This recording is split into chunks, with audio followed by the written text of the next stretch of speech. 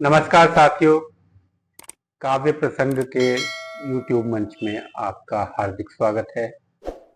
मैं आपका अपना परमेंद्र सिंह आज आपके सामने लेकर आया हूँ प्रिय कवि सर्वेश्वर दयाल सक्सेना की एक कविता, देश कागज पर बना नक्शा नहीं होता। यदि तुम्हारे घर के एक कमरे में आग लगी हो तो क्या तुम दूसरे कमरे में सो सकते हो? यदि तुम्हारे घर के एक कमरे में लाशें सड़ रही हों तो क्या तुम दूसरे कमरे में प्रार्थना कर सकते हो? यदि हाँ, तो मुझे तुमसे कुछ नहीं कहना है।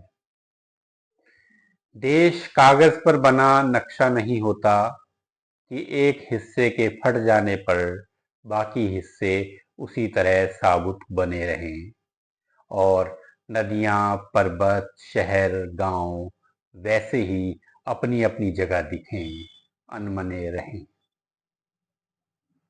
यदि तुम यह नहीं मानते तो मुझे तुम्हारे साथ नहीं रहना है। यदि तुम यह नहीं मानते तो मुझे तुम्हारे साथ नहीं रहना है।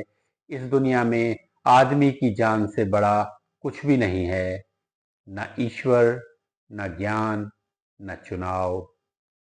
कागज पर लिखी कोई भी इबारत फाड़ी जा सकती है।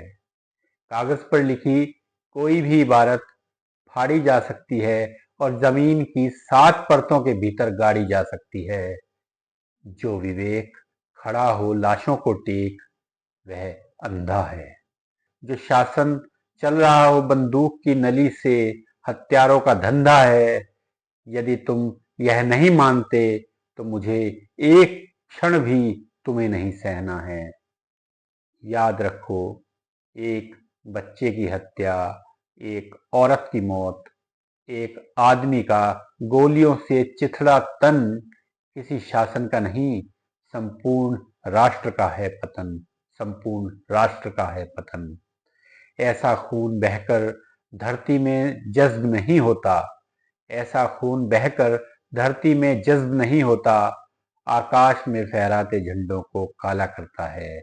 जिस धरती पर फौजी बूटों के निशान हों और उन पर लाशें गिर रही हों, वह धरती यदि तुम्हारे खून में आग बनकर नहीं दौड़ती तो समझ लो तुम बंजर हो गए हो। तुम्हें यहाँ सांस लेने तक का नहीं है अधिकार। तुम्हारे लिए नहीं रहा अब यह संसार। तुम्हारे लिए नहीं रहा अब यह संसार। आखिरी बात बिल्कुल साफ। आखिरी बात बिल्कुल साफ। किसी हत्यारे को कभी मत करो माफ। चाहे हो वह तुम्हारा यार, धर्म का ठेकेदार, चाहे लोकतंत्र का स्वनाम धन्य पहरेदार। सर्वेश्वर दयाल सक्सेना। शुक्रिया मित्रों। अंत में आपसे एक निवेदन, अपने YouTube चैनल काव्य प्रसंग को सब्सक्राइब करें, अपने मित्रों के साथ शेयर करें। शुक्रिया मित्रों।